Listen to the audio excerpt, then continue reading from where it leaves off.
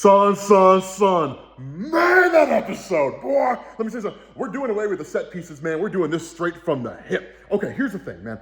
If they're going where I think they're going with X-Men 97, you are about to see a villain like no villain you've ever seen before in any comic book, movie, or TV show, or anything.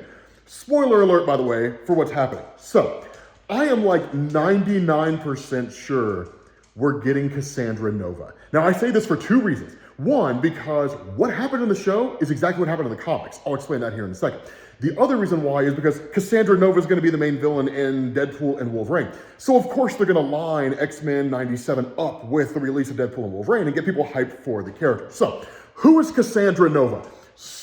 Cassandra Nova, man, son. Dude, she's next level. She's a next level villain. Dude, I love Cassandra Nova. I love her character. Okay, so in Marvel Comics, there was a line called New X-Men, which was written by a guy named Grant Morrison. In his opening salvo, New X-Men issues 114 through 117, which technically was actually 114 to 120. It's called E is for Extinction. We cover the story, it'll be down in the comments section.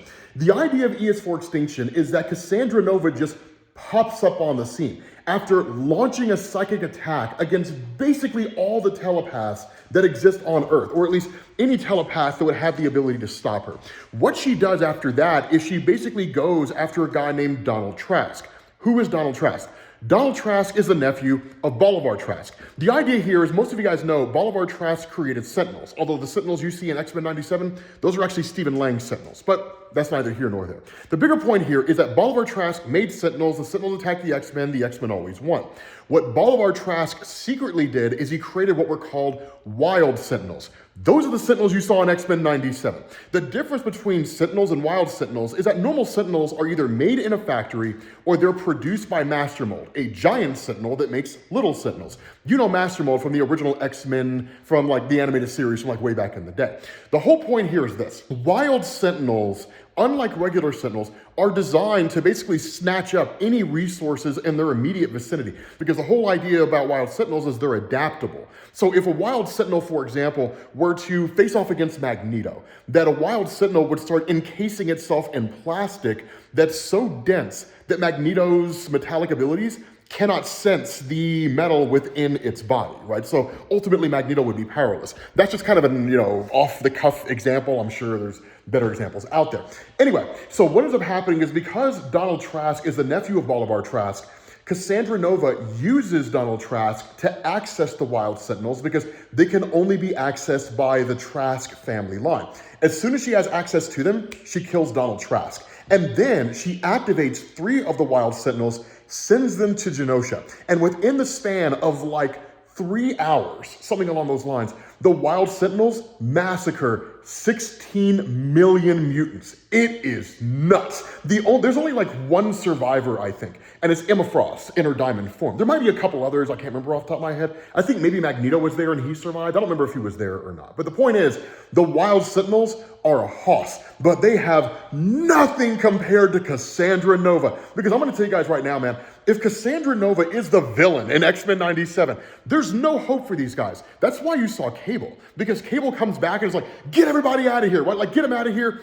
Things are about to go sideways. But ultimately, he ends up just body sliding out, right? His computer forces him to leave. He ends up jumping back to basically his future. By the way, Cable is who Madeline Pryor in Cyclops' son grows up to become, right? He's ridiculously overpowered. He is stupidly powerful, but because of the fact that he has a techno-organic virus that's constantly trying to convert his living body, organs, tissue, skin, and everything into machinery, he has to use his telepathy and telekinesis to keep it from doing that. Here's a question: what happens if Cable didn't have to deal with that? How powerful would he be? That's Nate Gray.